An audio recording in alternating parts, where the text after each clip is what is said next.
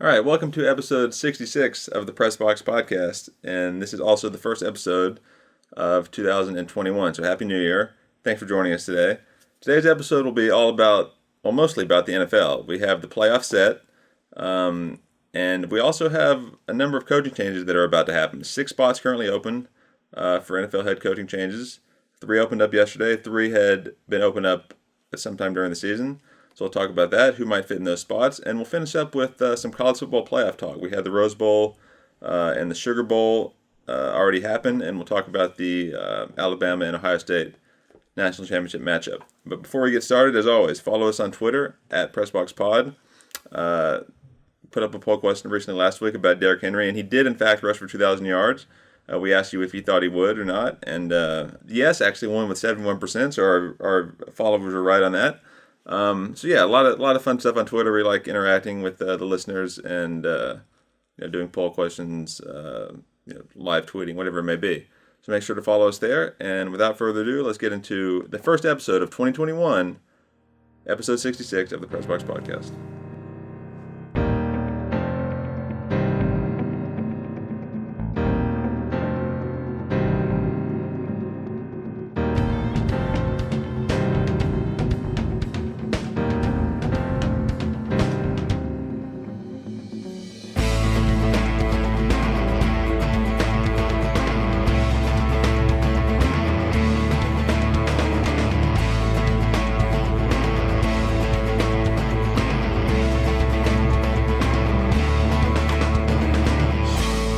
Okay, welcome back to the Press Box Podcast. I'm one of your co-hosts, Ralph Miranda. I'll be joined by my other co-host, Joseph Miranda, and our producer, Nathan Miranda, shortly.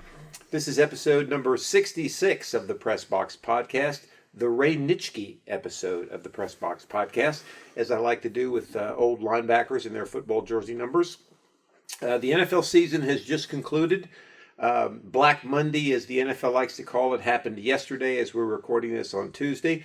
And we've got lots to talk about when it comes to the NFL. And I'll bring in Joseph now. And Joseph, week 17, I guess it was, did not disappoint as the NFL Red Zone and the games went down to the wire, playoff spots, and it was an exciting day. Yeah, I was saying it was a little bit sad that this is the last full slate of NFL Sunday games, where you have the full 1 o'clock, the 4 o'clock, so you can watch the Red Zone, things like that until... Right. September, but yeah, you're right. It was a lot going on. Obviously, a lot of playoff scenarios that you may or may not have been keeping up with. I know Nathan, our producer, just kind of said, "I'm going to watch them and find out what happens afterwards." And me and you were trying to say, "Well, okay, if this team wins and that team wins," we're trying to figure it out. That's right. Yeah, Nathan did the smart thing. Just said, "Let's just wait where the chips fall." Yeah, but the playoffs are now set. Okay, so. You want to talk about Week 17 or go? Well, let's talk about Week 17 first, and then we'll talk about the playoffs. So the first thing, I guess, that stood out to me was the Bills and Dolphins game. The Bills absolutely destroyed the Dolphins. Yes, they did. 56-26, and kind of almost wasn't even that close. Like the Dolphins, I think, scored late. They didn't have Fitzpatrick because of coronavirus. Right. Okay, but look, I felt like going in, the Dolphins didn't deserve to go to the playoffs. Okay. Well, they were 10-5 coming into that game. Yeah, they had the same record as, like we said, the Browns, the Ravens, the Colts, but I don't think they were as good as. I don't think they're as good as the Ravens, definitely, or the Colts. You could argue that they're in the same level as the Browns, but that's a division game, and they didn't have anything for the Bills. The Bills just completely stomped them. I know we mentioned Fitzpatrick, but Tua is supposed to be their guy, right? They named him the starter, right? Week 6 or whatever. So they felt good enough then to make him the starter. So they just weren't competitive, right? And it turns out that had they got in the playoffs, they would have most likely played the Bills again next week, which I don't think anybody wanted to see. That's right. Well, yeah, and most of those Bills' points came off of bad turnovers by Tua. Interceptions. One was returned for a touchdown. A couple others were returned deep into Dolphin territory. As you said, the Dolphins did not have their relief pitcher, Fitzpatrick, in the bullpen ready to go. So that kind of hurt them a little bit. And it's interesting, the general manager of the Dolphins came out today and said, Tua's our guy. He's our future quarterback. So they're committed to him. I mean, he's going to be the guy next year. They're not going to have Fitzpatrick next year. That's obvious. The general manager's committed to him. The general manager's committed to him. As soon as he goes out, the organization may not be committed. No, you make an excellent point. I mean, and that's part of the problem with the NFL is that when general managers leave, you're right. That's right. But what was the record last year? Wasn't it? It was like last year? Yeah, they had a pretty good record. I mean, no, they didn't. They were what, like 4-12, or 2 years ago they were like 1-15 or whatever. Yeah, last year they didn't win too many games. Okay, either. but the coach and GM aren't going anywhere anytime soon. No, They've gotten better each year. They're gonna. Correct. I'm just saying that if things start to go south, the GM can say, "We're committed." But if he gets fired, then they're no longer committed. Right. So I don't see him getting fired next year or two. But well, in my book, let me say this while you're thinking about that. There's only three quarterbacks right now, not taking Breeze into account, that you're only as good as your last performance, and that's Rodgers, Mahomes, and Brady. I don't care who it is, Tua, Daniel Jones, Mayfield. If you don't start, if you have 2 or 3 bad games, the talk is already going to start. So you're right. I mean, they can be committed to Tua all they want. If they come out next year and start out 0-3, who knows? yeah, if they were that committed to him, Fitzpatrick would have never seen the light of day since they benched him. But they're bringing him in against the Broncos. They're bringing him in against Las Vegas. So Right. they're not that committed. I mean, I don't get it. I mean, well, it goes back to my relief pitcher thing, but listen. I don't know if I agree with you from the standpoint that the Dolphins didn't deserve to be in the playoffs. I mean, like Bill Parcells says, you are what your record says you are, and they were 10-5, and they had a chance to be in. But again, you would think that one school of thought is you got a rookie quarterback in a must-win game to get in the playoffs. 9 times out of 10, he's not going to get it done because it's a very pressure situation that he's never been in before. The other situation is, this guy's played fairly well for a rookie. I mean, considering, and maybe the Dolphins felt like it wasn't that important to get into the playoffs. I mean, there are other goals, that you're trying to do, and they have improved every year. And maybe they'll try to build on this, but I mean, there's two ways. I guess what I'm saying is there's 2 ways you can lose a game 56-25. One is like the Dolphins did, where you have a rookie quarterback making some mistakes that he shouldn't make. The other is like the Lions did a couple weeks ago when they rolled over to the Buccaneers and got beat by 40 points. So the Dolphins didn't do that. So we'll give them. What do you say as far as the playing the game like that, the rookie like Tua?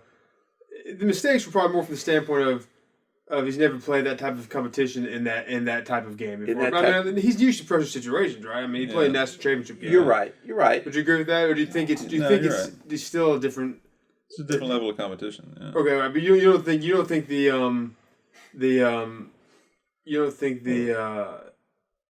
the pressure's any different? No, pressure at the next level. It's all relative. I mean, yeah, that's right. Playing a national championship game in college is the same amount of pressure. Yeah, I guess it is. Yeah, I guess that's true. I mean, that's a good point, Nathan. I didn't think of it that way. That pressure's pressure, and he brought Alabama through many pressure situations. Proven to do that. You're right. It's just that he was not so much the situation he's ever been, but just he's right. In other words, this game could have been week 4. He might have played that way just because he's a rookie.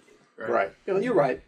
I mean. And I think and if I can add to that a little bit, it's like in college, those situations are pressure situations, but the other players around you are not dependent upon that. And what I mean by that is like in the NFL, I'm sure some of those players on the Dolphins, they may not have said this verbally, but we're thinking, had we had a better quarterback, we'd be in the playoffs and I could be getting some playoff checks. You know what I mean? Whereas, so you got so you got a little bit of that dealing with players that are not necessarily your friends or your buddies, as opposed to in college when they may be your buddies and friends. If that makes any sense at all. Okay. I mean, that's just a small thing. Probably doesn't mean a whole lot, but the Dolphins game was probably a shocker. I mean, there were a couple other shockers too to me, like take the Browns for example. I mean. For all you Browns fans out there, congratulations. First time in the playoffs in 18 years. But they had a pretty good lead against the Steelers. Yeah. The Steelers had Mason Rudolph at quarterback, and he was completing passes down the stretch that, probably shouldn't have been completed. And then the Steelers let them climb back in the game and have a chance at a 2-point conversion to tie it with 28, 30 seconds left. Look, the Browns aren't that good. Okay, I've said this consistently. You can go back and listen to the episodes. You have. Yes, you have. Yeah, and they play the Steelers again this week, on Sunday night. In Pittsburgh. And Roethlisberger's going to play. Okay, right. So I don't see what changes in a week. And the Steelers are going to be better than they were the past week just because they have a real quarterback this time. And it's in Pittsburgh, right? Now we just find out today the Browns head coach can't even be there on the sidelines. Right, and 2 other players that haven't been named yet. Yeah, so, Baker Mayfield on the road in the playoffs at a night game in Pittsburgh, they're not going to win. All right, let me ask you this question. If the Browns go into Pittsburgh and win, and Mayfield has a really good game, would that change your opinion of the Browns at all? Or do they have to go even farther for you to I'm just curious. That will change my opinion. I'll say I'll recant my statement a little bit that they're not any good and they don't really deserve to be in the playoffs, but it's not going to change my opinion on them getting to the Super Bowl. No, I agree with that. Yeah. They're not getting to the But Super Bowl. I'll give them a little more credit, but I just don't. In my mind, I would give them the credit for the fact that they've now won a playoff game if that happens. Not so much who they beat or where they beat them at, because I don't put a whole lot of stock in beating Pittsburgh this season. I understand. But anyone who wins the playoff game like that, Yeah. especially on the road, anywhere would be good. But the fact that the Steelers doesn't. Coming into Week 17, of those 5 teams that were 10-5, the Dolphins and the Browns were the back end. I don't think either of them are as good as the Colts, Titans, or Ravens. I would agree with that. But the Colts showed a little bit of that too. I mean, the Colts had a 17-0 lead on the Jaguars. Colts aren't that great. And the Jaguars came back on them. So, yeah, I don't think the Colts are that great either. And I think the Colts and the Browns are pretty similar, except for the quarterback play. Yeah. Right, Yeah. except for the quarterback play. yeah, exactly. I think I tell you, I said this to you guys Sunday when we were watching games. Watch out for the Ravens. And the reason I say that is because last year they were 14-2. They burned through the league. Everybody thought, oh, this team is so great. Lamar Jackson was the MVP. And they laid an egg against the Titans. The Titans figured them out. They stopped the run. But this year, it's almost like, I don't know how to explain it, but it's almost like a fighter who gets beaten bad in his first fight against the champ. And he comes back the next time and he's got a new plan and he's kind of grizzled and ready to go. And I think the Ravens are that way. I would say be careful, watch out for the Ravens. They could make some noise. They've won 5 straight. Yeah. Lamar Jackson looks like he's playing like he did last year. They're running the ball. They ran for over 300 yards against the Bengals, which I know it's the Bengals, but still they ran for over 300 yards. I think the Ravens could be the team that really makes some noise this year. But to use your analogy, though, it's all well and good if a fighter comes back with a new mentality and a more dedicated approach. But if he hasn't fixed his jab, it's not going to make a difference. Lamar Jackson doesn't seem to be able to really throw the ball any more effectively than he did last year. That's true, and that seemed to be their downfall. That's true. Yeah, that's true, and that's true. I mean, look at who they're playing here too now. All right, Titans can run the ball too. Obviously, yes, Derrick Henry, 2,000-yard rusher this season. Okay, yes, he did. The Press Box Podcast had a poll question out. It was after week 15. Yeah, there's 2 games left. 2 weeks left. Right? Because we saw on the horizon, hey, this is a possibility here. We were talking about it. Yeah, right. And I think we might have talked about it on here as well, but it seemed like it occurred to nobody this could happen. All of a sudden, Sunday at like halftime, everybody's like, Derrick Henry could get 2,000 yards. And it was on Twitter, it's trending, and the Red Zone channel's all over it. Red Zone guy didn't mention at the start of the program. Yeah. You think you'd want to mention that? Yeah, that could happen. That was possible. Like we knew Derrick Henry was good and could do this, but I'd just like to say that I guess I'm tooting my own horn a little bit. I voted yes on that poll. That's good. I actually voted no. So I have to admit I voted yes as well. But yeah, look, if the Titans get him going, right, and they don't have to rely on Tannehill, and then Lamar Jackson does what he has been doing in the playoffs, I think I would pick the Titans to win this game. Actually, it's in Nashville. I think I would pick the Titans right now. It's almost like, remember back, Nathan remembers this because he's a Ravens fan, but back in the year 2000 and even 2001, the Ravens-Titans was a big rivalry. Yeah. Remember Eddie George, Ray Lewis? It's almost flipped now, isn't it? Back then it was the Ravens who always got the better of the Titans. Now it seems like the Titans may be the ones that are maybe getting the better of the Ravens. If they win Sunday, I think that would be the case. Yeah. I don't know if I'd pick the Titans going in there, but I think they have a legitimate chance to win the game, obviously. Yeah, I mean, I see the Titans more likely to get to the Super Bowl than the Ravens, actually. I mean, yeah, and the Ravens have to go to Tennessee, don't they? Because the Titans won the division. That's right. So yeah, I tend to agree with that a little bit. But still, the Ravens could be a sport. No, I could see either team winning. I would give the edge to the Titans. Do you see the Colts being able to beat the Bills in Buffalo? No. Yeah, I think it's possible. They're not in the dome.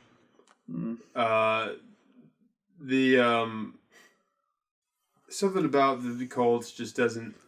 I agree. They're like the Browns, except for the quarterback. Like, something about it just doesn't seem quite right. I agree. And I can just always see Philip Rivers. I can always picture him late in the game, like having to make things happen, like trying to sling it around, like they're down by a touchdown. Yeah, I agree. I agree with. I mean, I could see the Colts winning. I would probably pick the Bills, but I still don't completely trust Josh Allen. I mean, he could do some stupid stuff.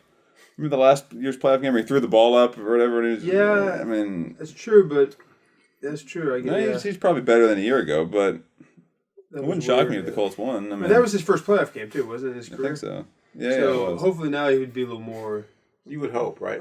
Composed. You would hope, yeah.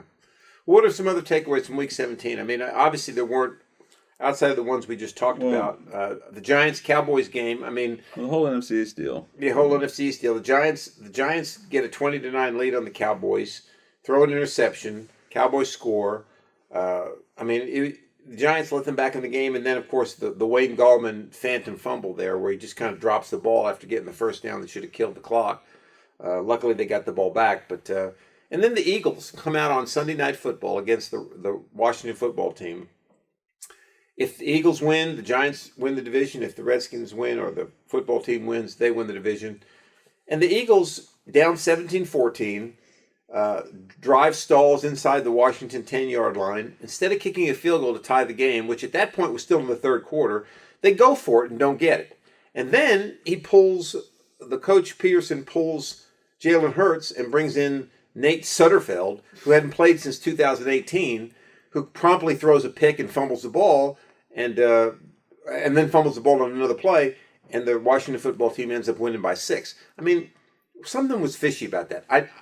I think the answer to that was, had the Eagles won, they would have gotten the 9th pick in the draft. By losing, they get the 6th pick in the draft. Yeah. So I think that was the point, was they wanted to lose to move up 3 spots in the draft. Yeah, it's weird, too, that I didn't know they pulled Hurts. Yeah. Yeah. For no reason. Like he wasn't playing. He wasn't playing bad. No, even if he was though, like you made the switch to him this season. It's the last game of the year. You're not really playing for anything other than the draft spot. Let him play it out. Right. It's kind of strange. And I could even see if you had Carson Wentz active. He wasn't even active. Carson Wentz. Yeah. Right. Yeah. We talked about this a little bit, but both two things here. One. Yeah, the Eagles, as Homer Everett said, you play to win the game. They should have tried to win the game as much as possible. So you two both generally think they were trying to lose? I think the coach at some point decided, look, it's better for us to lose than it is to win. Okay, and he made decisions based on that. Yes, I think so. The players were trying hard in the field. Yes. Sudfeld was trying hard. Yes. But I think the coach, he would have coached differently had he be actually trying to win that game. Yes, okay? I agree with that. That's true, but the Giants really don't have anything to complain about. No, they don't. Okay? You're right. They won 6 games, and had they just beaten, what was it, the Cardinals? Any one other win, right? Any other win, they'd be in the playoffs. Okay, so the Giants coach came out and kind of blasted. I don't know if he specifically mentioned the Eagles, but he didn't. It was basically directed towards the Eagles, like play for the integrity of the game. You always try to win and stuff like that. But. Yeah, I don't know. I don't think you can fault the Eagles from the Giants' perspective, saying, "Oh, you should have played hard because the Giants could have gotten the playoffs." Right. I think you're right, and the Giants coach said this. Hey, we had 16 opportunities. Yeah. Okay, they didn't get their business done. Yeah. I think you fault the Eagles from the standpoint of that you got to go out there and do everything you possibly can to win that football game. Yeah. Period. I agree.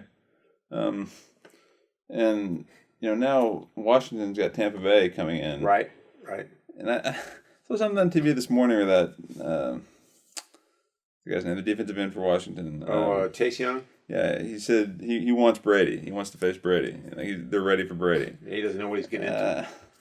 I mean, the guy's like 22 years old. Brady's played 21 seasons in the NFL. Like when Brady was a rookie, Chase Young was a baby. Yeah, so I don't think Washington has anything he hasn't seen. Okay, No, I don't think so. Yeah, Tampa Bay's coming in hot basically after the past 3 weeks or so. Ever since from halftime on in the Atlanta game in Week 15. Right. Brady's got like over 1,000 yards passing with like 1 pick and like 9 touchdowns or something. Yeah. But I really don't see any way Washington wins that game. Now, they're a much better team with Alex Smith than obviously Haskins. Right. But they still don't. I don't see them beating Tampa Bay. Whatever happened to Evans? His knee injury. What I heard there was no structural damage. No, that's good. Is he gonna play? I don't know his status. He's probably questionable, but yeah. And I got to give you props, Joseph. I mean, we were talking about this last Sunday when Dwayne Haskins had such a bad game and they benched him. You said, I'd cut him. I'd release him. I said, I'm not going to release him. The guy, and sure enough, 2 days later, the Washington football team releases Dwayne Haskins. Man, I guess I was a little surprised they did it, but I wasn't surprised in the fact that I would have done the same thing. Like, great, I think they should do that. Yeah. I'm not convinced anybody actually signed him next year for a backup role. I think he might be done. Somebody will sign him. Maybe. I don't know. We'll see. But so that's that. How about any other games that stood out? I don't think that. I think that was about it, wasn't it? Yeah, man. As far as playoff implications. Well, the Cardinals-Rams. Cardinals-Rams, yeah, and that was an interesting game because at first, I'm glad you brought that up. It looked at first like Arizona was going to have the edge in that game because they had their full complement of players. And the Rams didn't have Jared Goff, right? I mean, they had this guy, what was his name again? Sean Wolford or something like that? Yeah. But then Kyler Murray goes out, and they bring in some scrub quarterback. Yeah. So now you got a level playing field, and the Rams, and the Wolford kid played pretty well. Kyler Murray came back in late in the game, couldn't get anything done. The Rams ended up winning and knocking the Cardinals out of the playoffs, which I thought was kind of interesting. And the Bears, I mean, talk about the Bears are like the Dolphins. I mean, the Bears lost and got in because thanks to the Rams. Yeah, I hope the NFL's happy that you expanded the playoffs. You get the 8-8 Bears in there. Yeah, who offer nothing in competitiveness. I don't think they care. No, they don't. Well, obviously they don't. I mean, at least in the AFC, you got the 7th seed going 11-5. I mean, correct. That's good, pretty strong. Yeah, right. Like it's a strong record. Again, the Colts are the 7th seed, right? Yeah. Okay. Would it be fine? Would it be fine if they didn't make the playoffs in the old format? Yeah, sure. But the Bears really highlights how ridiculous this thing is. I mean, what did the Bears have to offer in the playoffs, being competitive wise, right? This got beat 35-16 by the Packers this past Sunday, and they were trying to win. Obviously, I mean, they had things to play for. Right. It's just ridiculous. Trubisky and the Bears play New Orleans, right? Yeah. They got to go to New Orleans, right? Yeah. There's no way they win that game. I just don't see it happening. No. Yeah. I don't see that happening. I don't see the Buccaneers losing to Washington. No. The Rams at Seattle is going to be an interesting game, though. I mean, Seattle, I think the Rams beat Seattle the first time they played. Seattle beat them a couple weeks ago. Right. So this is kind of the rubber match. The Rams are a funny team. I mean, when they're playing well, I think they can beat anybody. But when they're not playing well, man, they're about the same level as the Eagles and the Giants. And, I mean, they're just like Jekyll and Hyde. Yeah. And the Seahawks, they're not as good as the record. I mean, your record says you are. But right. They're not that great. To be 12-4, like, they piddle around with a lot of these teams. Like, the 49ers aren't that good. They barely beat them by 3. They're playing the Cardinals one week. They barely beat them. They lose to the Giants. Right. They could easily lose that game. Definitely. They were way ahead of the Washington football team and almost let them come back and win. Right. Yeah, that's interesting. I think that's going to be an interesting game. I'm going to go ahead and say that the Saints are going to beat the Bears. I think the Rams are going to beat the Seahawks. And I think the Buccaneers are going to beat the Washington football team. So that's going to send the Rams to Green Bay and the Buccaneers to probably New Orleans. That's right, New Orleans. So that's the game we want to see because it's hard to beat a team 3 times. We know that, and I mean, I don't think they remember they played them 3 times. I've forgotten that. We've talked about this, but the first matchup, preseason, Brady's first game with the Buccaneers, right? But the second matchup, the Saints beat them fair and badly. Yeah. Right. So that'll be interesting. AFC wise, Yeah, I think the Titans beat the Ravens. Go My ahead. picks. Titans beat the Ravens. I think the Bills beat the Colts. Right. And the Steelers beat the Browns. Okay. Which means that it would go by seeding, and then the Titans would play the Chiefs, and the Steelers would go to Buffalo. Yeah. Yeah. That's, Which will be interesting because the Chiefs and the Titans had the AFC Championship game last year in Kansas City. The Titans played them pretty close, and the Bills beat the Steelers already pretty badly this year. Do you agree with that in the AFC? Because just for the record, I would actually pick the Seahawks to beat the Rams in the NFC. Would you? Okay, all right. In the AFC, I kind of agree with that. I don't see the Browns beating Pittsburgh in Pittsburgh. I don't see the Colts going to Buffalo and winning. The only thing I would disagree with you, I think the Ravens might end up going to Tennessee and beating the Titans. Yeah, which would change it a little. Well, no, the Ravens would still end up going to Kansas City. Right. So, yeah, I mean, I think Kansas City is kind of the interesting question here. I mean, they had a bye last year, and I'm sure Mahomes didn't play in the last game last year because they had it locked up. Yeah, I don't remember. So remember, they came out in their first playoff game and were behind 24-0 pretty quickly. The Texans. If they get behind by 17 or 20 to the Titans, they're in trouble. Okay. Oh yeah. And even to the Ravens, they're in trouble. Both can run the ball. Right. So I just question whether the Chiefs have the ability. I know they do have the ability, but can they get it done with all this layoff? I mean, I just don't like all that. I just don't like it. It's kind of a no-win situation for them because you can't really go out there and play Mahomes. No. Because if he gets hurt, you look stupid. Right. You know what I mean? Like, you can't risk that. I mean, maybe you play him the first quarter, but then what does that really prove? Yeah. Not prove, but, like, is he going to gain that much, like, momentum or by playing a quarter and then still taking a week off? Like, I don't know. But I think it keeps him in his routine, though, of his pre-game routine. Like, maybe expecting to start the game keeps him in a routine of certain things he has to do the days leading up to the game. I mean, that's certain things he has to do on the day of the game. His routine, he gets into his warm-up, and he's preparing as if he's playing. One quarter, you're minimizing the risk. What if he gets hurt in the first quarter? You still look dumb. Like, why are you playing Mahomes? So I guess you almost kind of have to sit him, really. I mean, I would think. Yeah, I think with your quarterback, it's a different story. Yeah. But I think with guys like Kelsey and Tyreek Hill, I think you got to play those guys. Maybe not for the whole game, but I think you got to play them. Did I play him? They played a little bit, maybe. I think they did play a little bit. But, I think you got to do that because I just think that it's hard. Like Nathan made the good point. In the NFL, more than any other sport, I think there's a routine. And if you get out of that routine for too long, it's hard to turn the switch back on when you get back in a competitive situation. Yeah. I don't know. Maybe I'm wrong about that, but I just think that's the case. I go back to the Giants. I mean, back in 2007, they had the 5th seed locked up. They couldn't improve it or hurt it. They played everybody against the Patriots in the last game of the season. Played them tough, almost won, went on to win the Super Bowl. The next year, the Giants probably had the best team in the league. They started out 10-1, ended up 12-4. They rested everybody in the final game. They had the week off bye, and they got beat by the Eagles in the first round. I mean, I don't like it. I just don't like it. Yeah. So, it's my opinion. Right. So, does everybody remember the preseason Super Bowl picks? I had the Cowboys Chiefs with the Chiefs winning.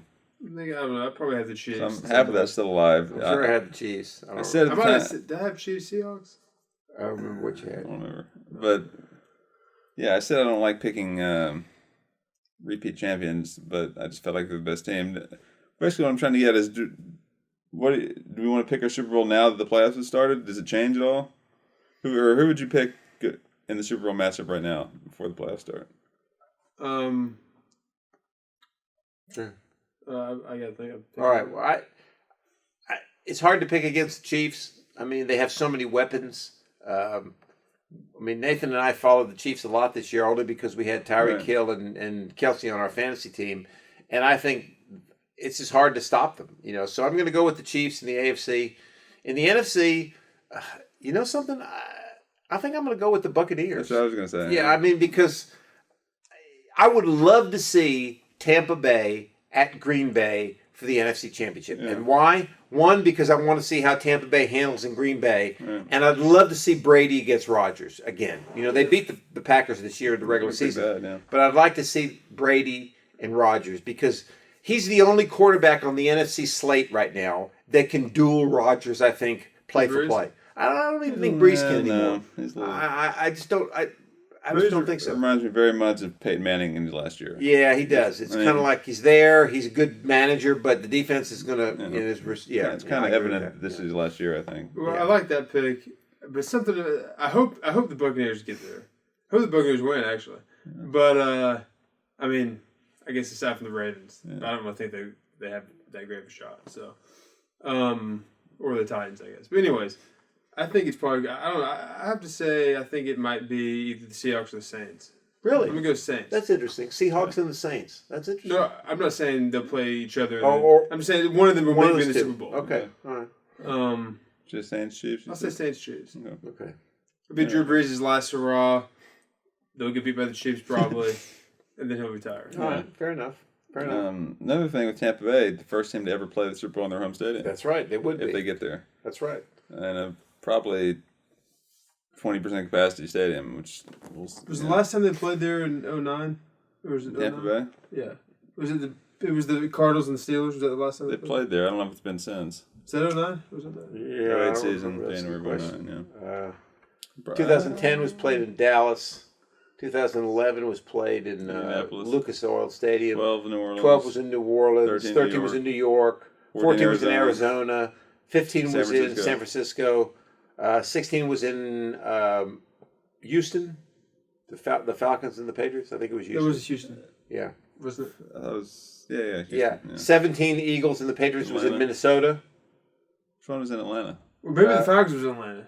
No, because they would have been home team. Minnesota, you're right. And Minnesota. then Atlanta was the Rams. Rams and the Patriots, right? And then last year's game was played in. Where was last year's game played? San Francisco. Miami. No, Miami. Yeah. Oh wait, they played San Francisco. Yeah. So it hasn't been in Tampa since you said, right? Yeah. So let's wrap up the NFL talk here. As we were recording this, well, yesterday was Black Monday, right? As they call it in the NFL, and we've got 6 coaching jobs open right now. 4 bit the dust yesterday. Okay, yeah. 2 were already in the mix. Like 3 were already in the mix. Texans, Falcons, Lions. That's right. 3 of them had been fired during the season. 3 were fired yesterday. Yeah. The Jets fired their coach yesterday. The Chargers fired their coach yesterday. And who was the other one? Jaguars. That's right. Right. So we've got 6 openings right now. Right. So any of those you think were not warranted? No. I think they are all warranted. Well, what was the deal with the Jets guy? He's coached like 2 years with them. Yeah. 2 seasons. What do they think that? Well, I mean, that's a little strange to me. That one. It is a little strange. I think. Well, good. No, go ahead. I think part of it was. I know he had a problem with Le'Veon Bell, but he's gone. He's an offensive coach, and he's supposedly he's like an offensive specialist, and he couldn't develop Darnold at all, right? Like they picked Darnold 3rd overall, and he's gotten worse arguably in the 2 years that they've had him. He's been with the Gays, right? So I think that had a lot to do with it, and then just the fact that they started 0-13, right, or 14, 0-13. 0-13. They were on the brink of going 0-16. It just.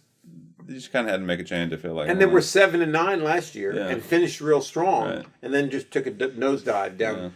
Yeah. And I think some of the departures, that guy Jamal Adams demanding to be traded, and Joseph hit on it, the lack of development of Darnold. I think they just decided, hey, this guy's not the guy. Close have problems with him. Didn't Le'Veon Bell have a problem with them? Yeah, maybe. I don't remember exactly. Yeah. So okay. So which job do you think is the most attractive right now? I think it's the Chargers job. I mean, I think the Chargers, you got Joey Bosa. Is it Joey or Nick? Which one is it? Joey Bosa. Joey Bosa. Great, coming off an injury. All right. You got probably the best rookie quarterback of the league this year, without a doubt. Herbert set the record for touchdown passes for rookie quarterbacks. Yeah. You got a decent running game.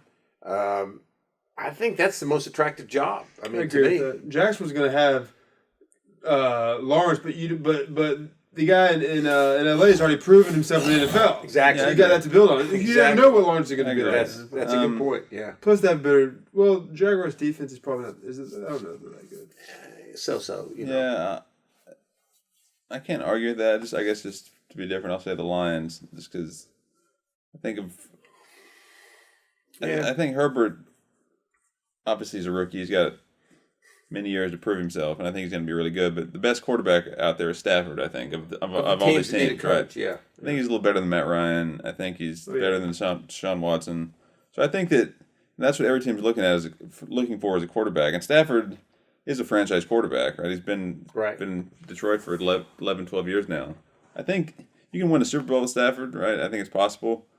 So I think that's probably the best job just based on that fact. Well, you mentioned Deshaun Watson. I mean, I didn't realize this till this morning. Do you know he led the league in passing this year? Yeah, well, he had the most yards passing. Yeah. Again, with a team that was 4-12. So you got to give that guy a lot of credit. I mean, he was really the ball a lot. What? That's true. But as you guys can attest to, because you had him in fantasy, a lot of that was garbage time. Right. Well, that's true. Fourth quarter, throwing touchdowns. Because they're behind. True. Yeah, that's true. That's a good point. I mean, I guess that's an excellent point that I didn't take into account. I think they were just slinging it around like this whole fourth quarter of every game. Probably. They probably were. Yeah. But and the Texans, their first pick in the draft next year is pick 67. So you don't have a lot to work with draft wise if you're coming in there. So Brian screwed him by trading all the guys away, all the picks away. So we'll see. I mean, what? I guess you're starting to hear today about guys teams are interviewing. What do you make of the Urban Meyer thing? And I guess Jackson, or what Nate you said, Anthony, he expects to be the coach in Jacksonville or something? Yeah, someone said that he expects to be the coach. I think the bigger news, great. Like, I think do they want him to do this? Right. The bigger news story would be that Jacksonville expects him to be the coach. Right. Because then he wants $12 million, okay, to coach in the NFL. I mean, come on. That's ridiculous. What do they typically get? They don't get $12 million. Belichick does, but Belichick might, but the guy's won 6 Super Bowls. If I was the Patriots, I'd start renegotiating his contract. I mean, if they give Urban Meyer $12 million, if I'm Belichick, I'm saying, hey, wait a minute here, we got a problem. And honestly, you don't have Tom Brady anymore. What do you have? True. I'm not going to give you $12 million. Yeah, that's true. Yeah. But you know something? Let me say something. I equate Urban Meyer to Nick Saban. Saban tried the NFL and he was horrible. Okay, and I don't know why, but he was horrible. I just don't think Urban Meyer has what it takes to coach in the NFL. I mean, some guys are college coaches. I mean, and some guys are NFL coaches, right? Take Jim Harbaugh. He's an NFL coach. Yeah. I don't care if they gave him an extension or not. Michigan's not going to be any good. Yeah. The guy is an NFL coach. I hope he realizes that. Yeah. And Urban Meyer in Michigan? Yeah. Did he take it? Or? I guess he took it, yeah. But and Urban Meyer is a college coach. Yeah. Right. I mean, here's the difference, I think, is that and see, I think this is, in a weird way, this is part of the reason why Jim Harbaugh is not successful at Michigan, is I think if you're a guy that wants power, right, you're going to be good as a college coach. Assuming you have a good system, right? Because you have all the power in the world over those athletes, right? You can put them on the bench. You can take away their scholarship for whatever reason, whatever. But in the NFL, you don't. You don't have power over them. In fact, those guys have more power over you. Yeah. They're making more money than you are, and you certainly can't bench them because the owners are going to come and say, hey, wait a minute, I'm paying this guy $15 million and you're putting him on the bench. So you have to be a guy that's able to lead and manage better than you are in college. Yeah. So that's why Harbaugh, is a better NFL coach. And Urban Meyer, it's obvious, is a power-hungry guy, just like Saban is. And that's why they're so good in college. Yeah. So that's my opinion. Yeah, I mean, I'd like to see it. I hope he takes the Jacksonville job. I'd like to see how it turns out. Back to my comments on Belichick. I guess he's best about back to Belichick because it's more important if you don't have the team around him, right? If he's that good for coach, because then you can. Yeah. If you have a great team, you don't maybe need as good for coach. Well, that's true. Yeah, that's true. I wouldn't. If I was Jackson, I wouldn't pay Meyer $12 million. No, I don't think they're going to pay Meyer $12 million. They can get some guy that's at least won some games in the NFL before and pay him a lot less. Yeah, yeah. I mean, they can get some recycling NFL coach that's proven he can at least coach in the NFL. I saw the Chargers are going to interview Jason Garrett. I saw that. Yeah, I don't think the Giants want Jason Garrett back. I mean, I think I think the Giants are upset with the fact that, Jason, in all fairness to Jason Garrett, he built the offense around Saquon Barkley. Oh, yeah. And then Saquon Barkley got hurt in game 2, and he couldn't adapt, okay? Yeah. He couldn't really adapt to the loss of Barkley, and the Giants ended up, I think, 31 out of 32 teams in points scored this year. So, I don't know that the Giants would be too unhappy if he goes and I think that'd be a great example of the coach to get instead of Meyer. Yeah, right. You don't have to pay him $12 million, yeah. Right, exactly. Yeah, probably not. Yeah, definitely not. What's that kid Wisenhunt doing nowadays? Marvin Lewis, people are talking about him. Yeah. Marvin Lewis? Yeah. Kid Wisenhunt's probably retired on a boat somewhere. Marvin Lewis would be great. That'd be a good one, too. Jack Del Rio, he's doing something. He's a defensive coordinator for somebody. Is it Oakland? He was the Jaguars. Las Vegas? No, not the Jaguars. Las Vegas? Is he Las Vegas? No. Somebody. I don't know why I can't think of all these guys should be better than Urban Meyer. You pay him a lot less, is right. my point. Yeah. That's true. Yeah, so we'll Brian Billick. He's out there. Yeah, Joseph wants Bud Grant. Bud Grant. I'd call Bud Grant. The guy's 96 years old. I mean, the guy. Marvin Levy's still alive? Yeah, he's still alive. I don't think he can still coach, but he's still alive. Joe Gibbs? Joe Gibbs is still out there. Who's the other guy you like? Schottenheimer. Marty Schottenheimer. The guy's well, specifically, Parcells? He's still alive. Yeah. The Viking job is not open, but I would fire Mike Zimmer, hire Bud Grant. That'd be awesome. And he will, if he's successful, he would have led the Vikings Super Bowl 4 and Super Bowl 56 next year, or 57, whatever. And go back to playing outside the snow. Yeah. He would have coached in decades that are like 60 years apart or something. Right. Hey, listen, let me tell you something. Some of my greatest youth memories were watching the Vikings play the Rams, or mostly it was the Rams, because the Rams were pretty good back in the late 60s and early 70s, at Metropolitan Stadium in the playoffs with the snow coming down and just whiteout conditions. I mean, that was fun watching those football games. Today you don't get much of that. I mean, you get a few here and there, but you just don't get much of that anymore with the domes, which is a shame. Did they used to clear the field off as well as they do now? No, they didn't. Really they just let them play. Yeah. Of course, the NFL was not as polished as a business back then as it is today. So that was part of the reason. I remember seeing some. This was not. I don't know what year this was from. I remember seeing some highlight of, kickers having to kick the snow around themselves, around the ball. Now I'm sure they clear that. Clean it out. Yeah, at halftime. I remember how that works. I remember how that works though. Let's say the Colts have a possible game-winning field goal in Buffalo, and let's say it's snowing. The Bills are going to bring out the field crew guys and clear it for them? Yeah, why would they? Yeah. Right? So it depends on if you're the home team or not. Kind of have to do it. Otherwise, it's up to you. Yeah. But I'm sure if the Bills do, they'll have the guy come out there and sweep it, right? There's an interesting story, which you guys can look up, but back in 1980, the Dolphins were playing the Patriots in New England late in the season. The game didn't mean anything to the Patriots, but the Dolphins, coached by Don Shula, had playoff implications. It was snowing. I mean, it was just like a blizzard. And they tried to keep the field clean at the end of quarters, but they just couldn't keep up with it. So the game was 0-0. Nobody could score, okay? Well, at the end of the game, the Patriots have I think it was a 37-yard field goal, okay? So the Patriots coach is motioning to the equipment guy.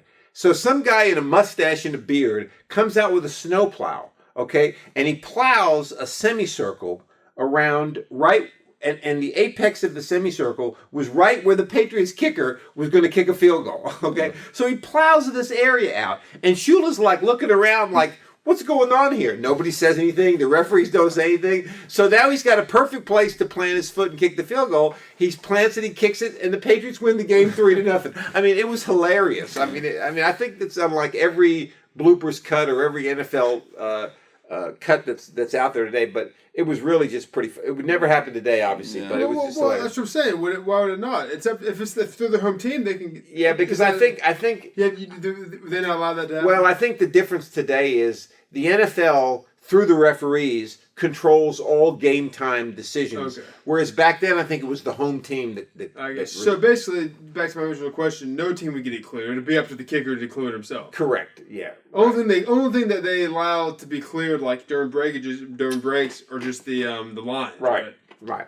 The yard markers, basically. So they can see the yard marker. Right. All right. So yeah, we'll obviously keep talking about the NFL here as we move toward the Super Bowl, and a lot of these coaching hires may happen after the Super Bowl because you might have a coach that's still in the playoffs. So Right. we'll definitely keep that going forward here. But before we sign off on this episode, we got to talk college football playoffs. Yes, we do.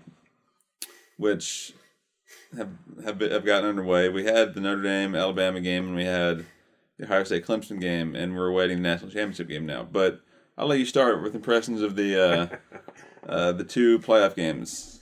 Well, yeah. I mean, I'm probably not a good guy to comment on it because I'm so close to Notre Dame as far as my feelings and my allegiances. But I was almost hoping that Notre Dame didn't get in the playoff. And what I mean by that is, they still don't have the talent level to play Alabama. Mm-hmm. They're much closer to Alabama than they were 8 years ago when the three of us attended the national championship game in Miami. But they're not at the level of Alabama yet. Okay, now they did a good job. They held Alabama down. They controlled the football. I think they held Alabama to the fewest points of any team this season. But the game was never really in doubt. Okay, now Texas A&M would not have given Alabama any better of a game. All right, so I don't want to hear any arguments from people that A&M should have been in there. Florida got their butts kicked in their bowl game by Oklahoma, so I don't want to hear about Florida being in there. So Notre Dame was the best team to be in there. They just do not have the talent, to compete with Alabama right now.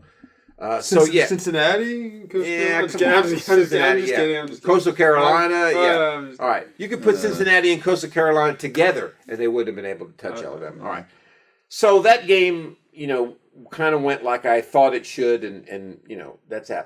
The game that surprised me was the Clemson-Ohio State game, okay? I would have thought, if I was a betting person and I was forced to bet on that game, I would have bet money on Clemson. I would have thought for sure they'd cover the spread and win that game. Yeah, I don't. You know what the line was? 7.5. I mean, I would have too. Yeah, I thought they were going to win at least by 10. Yeah. And they just fell apart. I mean, aside from the first quarter when they looked like they're going to be okay, Justin Fields throws 6 touchdown passes against your defense. I mean, come on. I just don't get that. Yeah, and I guess give credit to Justin Fields. No, I know. I mean, but what I'm saying, that's not a knock against the kid. I'm just saying. What I'm saying is, I feel sorry for which NFL team gets suckered into taking him because they saw that performance, in the first round. But I agree. I'll stop it there. But yeah, I mean, I agree with you. Clemson almost looked like Notre Dame looked like against Clemson in the ACC championship. Yeah. It was almost like, hey, we just beat Notre Dame badly. Their win against us was a fluke. We're just going to waltz right into the title game, and they just got, hoodwinked. I mean, Ohio State just went in and beat the crap out of them. I mean, that's basically what happened. So Ohio State, Alabama, what do you think? Alabama, easily. Real quick, though, does this change your view on Ohio State being allowed in the thing? No. For me, it does, because it was never about they're not as good as an undefeated team typically. It was just that they only won 6 games. You know what I mean? Would you agree with that? You could argue that they were more rested than Clemson, too, if you want to make that argument. Yeah. I mean, Clemson played 11 football games. Yeah. I mean, there's some of that to be argued as well, So my point is, you still agree that they should have been in. This doesn't prove anything to you that they should have been in. Well, in hindsight is always 20/20, right? Looking back now, I think they're one of the 4 best teams in the country, okay? And given this way the season's gone, they probably shouldn't have been in. But they should have been in. But before that game, I would have said no. I mean, they only played 6 games. Yeah, but for me, it was never about they're not one of the 4 best teams. They might have been one of the 4 best teams. You can't play 6 games and get in the playoffs. And not only that, their own conference changed the rules to allow them to play. Yeah. I just bring it up because that was my point. For me, that's what it was. Not about that they weren't one of the 4 best teams. They probably were. I agree with you there. Okay, so you think that... I think Alabama wins. Okay, but do you think Ohio State has more talent than Notre Dame overall? Yes, I do. But still not as much as Alabama. No. I think Notre Dame. Alabama's better coach. They have more talent. They have more experience on that type of stage than these guys at Ohio State do. Here's my feeling about Notre Dame. It bothers me to no end that the media, it's just like politics. You got the mainstream media. Same in sports. The mainstream media continues to give Notre Dame a hard time. Oh, they keep getting blown out, blah, blah, blah, blah. Oklahoma's been blown out 3 of the 4 times they've been in the semifinals. They haven't gotten anywhere near it, okay? Other teams have been blown out when they get in there, all right? That has nothing to do with it. How you get beat has nothing to do with it, whether you deserve to be there or not. Right. But my problem with Notre Dame is, I think they're one of the 4 best teams in the country. I think there's only 3 teams in the country, and I'm sorry if anybody disagrees with me, that are better, that have more talent than Notre Dame right now, and that would be Alabama, Ohio State, and Clemson, okay? Overall. So Notre Dame deserves to be there. My problem with them is that they don't seem to show up. In other words, they can't seem to raise their level up to at least make it competitive against these teams. Yeah. And to me, that's the problem. But Notre Dame was by far one of the top 4 teams in the country this year, without a doubt. I agree with that. But you brought up something that made me think.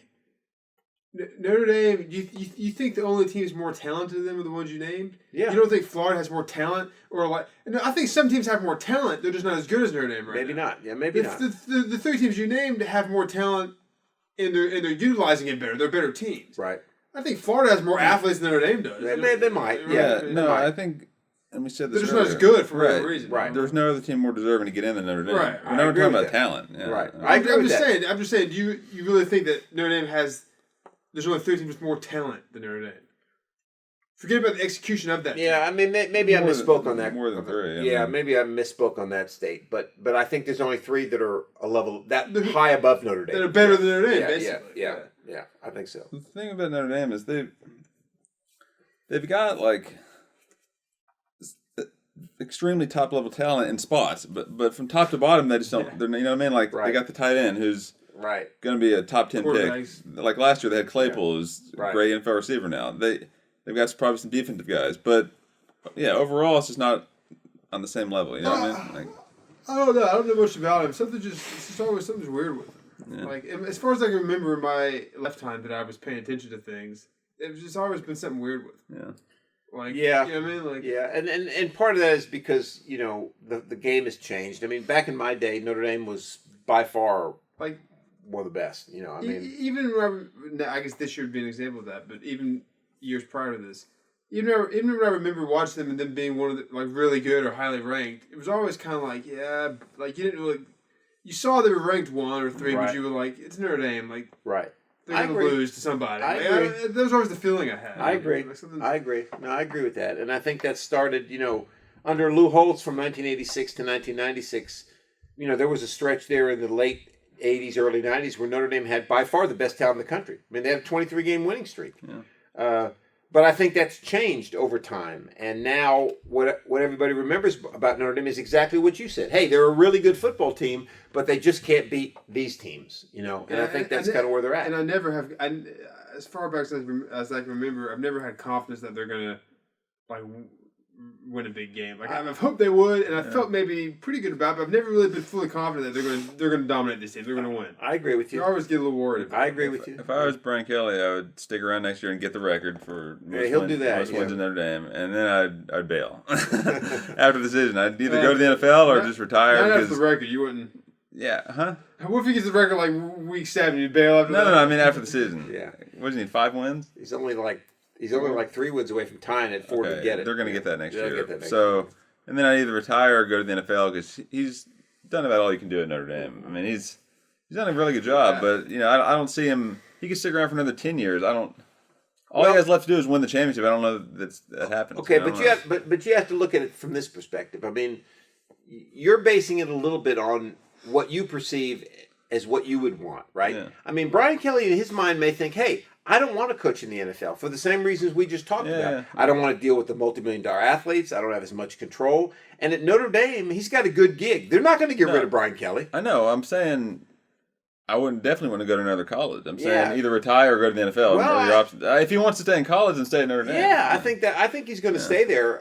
What team would give him a head coaching job that he would think it's a lot better than Notre Dame? That's what I'm saying. No college would. Yeah, I agree with that. But he just may think, I don't want to deal with the NFL. It's too much hassle. Then I would say that. I think it's more hassle, though, in college. You have recruiting, you have all that stuff. But you have more power. You have more control. Yeah, but there's less hassle. I mean, there's more hassle. Yes, more hassle, maybe, but you have more control. And I think that's what that's what some coaches like that more. What's his history? He coached at Cincinnati, right? Head coach. Yeah, he was pretty good at Cincinnati. He never was he anything in the NFL? A coordinator? No, I don't think so. Yeah.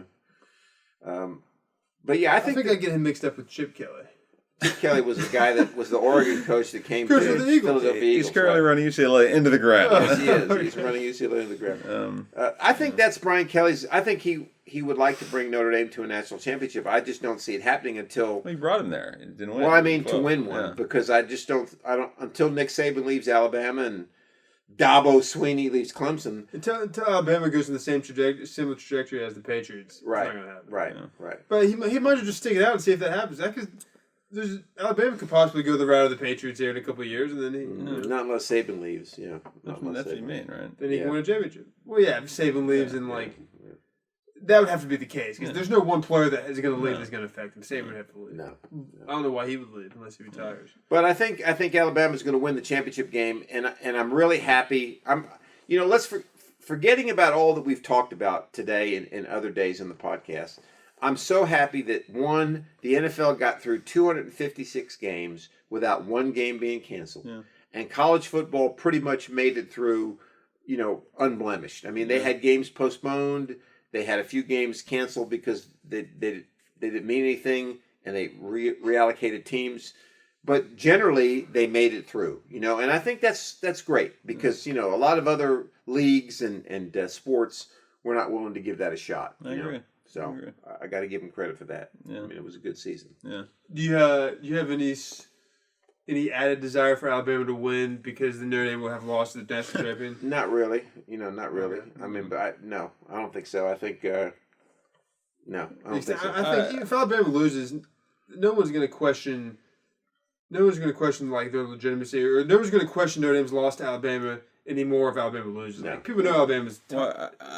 I'd like to see him win based on what we talked about. Is Ohio State's going to win the I don't championship after playing 6 games in the season or some nonsense? Here's what. Still, that resting thing still applies though. Ohio State's only played 7 games now. It does, yeah. But see, here's the thing that Notre Dame lacks. Okay, they've got, as I said many times, they've got a great football team. All right, you don't go 10-0.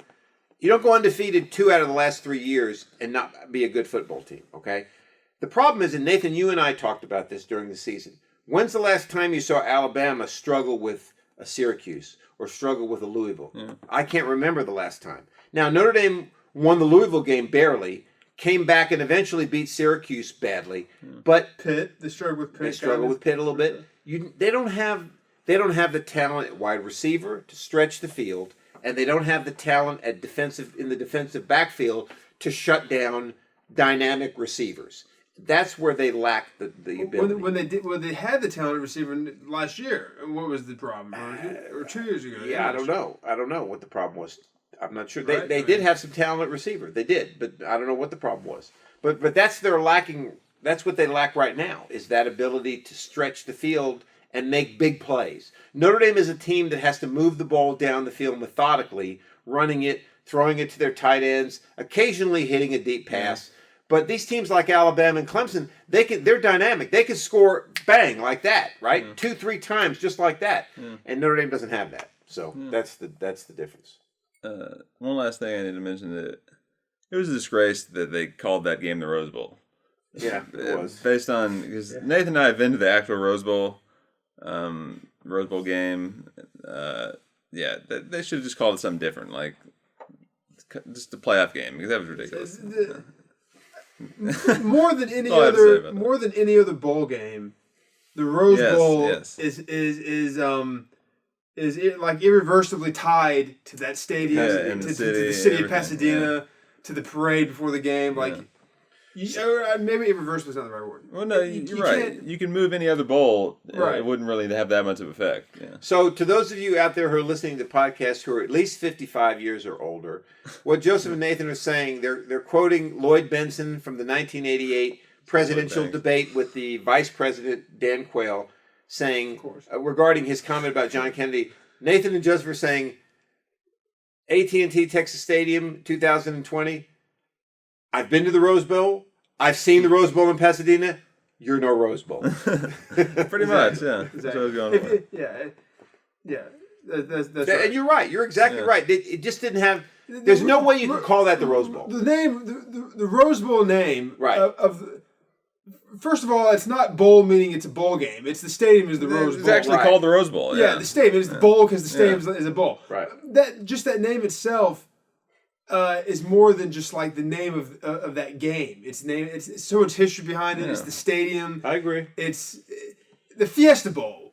They could change that name next year to the You could play it anywhere. to the Tupperware Bowl. I mean, like it's just a name, Fiesta Bowl. It doesn't really. Right.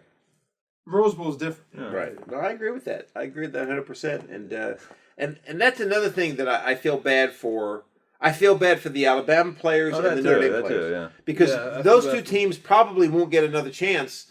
Alabama might when the Rose Bowl comes back around in the playoff thing. Yeah. But Notre Dame kids, the players that played this year may not for Alabama. So my point is that they're not going to get a chance to experience the Rose Bowl. They didn't get to have the meal. They Right. didn't get to eat their prime rib at the restaurant. Right. When it's not a playoff game, it's a Pac-12 Big Ten tie-in. Right. So, right. So the only time you have a chance is if you make the playoffs. To your point, if somebody's a freshman in Alabama, they're probably going to get a chance. Well, not necessarily. Maybe they go to the other playoff that's a good game. point. That's right. Yeah, that's right. That's a good point. But yeah, that's a good point. It's a shame that it was moved. Was it? no, because they went back. They go back and forth. Like when we went, that was a 2-3 matchup, wasn't it? This year it was a 1-4 matchup. And this year is a 1-4. Well, then you never know. There's too many variables. The next time it rolls around, the Rose Bowl will be a 2-3 matchup. Again. Yeah. So probably number one. Yeah, right. All right. No, So, but I do know.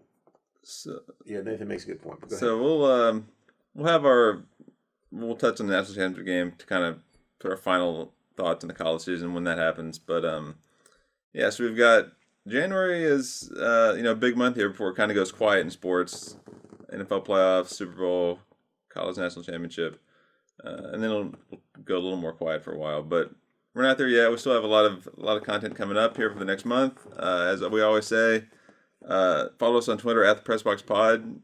Had you been following us, you could have weighed in on the Derrick Henry 2,000-yard rushing question. You could have known that's a possibility prior to the fourth quarter of last Sunday's game. Right. So, we like to stay ahead of things on Twitter. So make sure to follow us there, and we'll see you next time on the PressBox Podcast.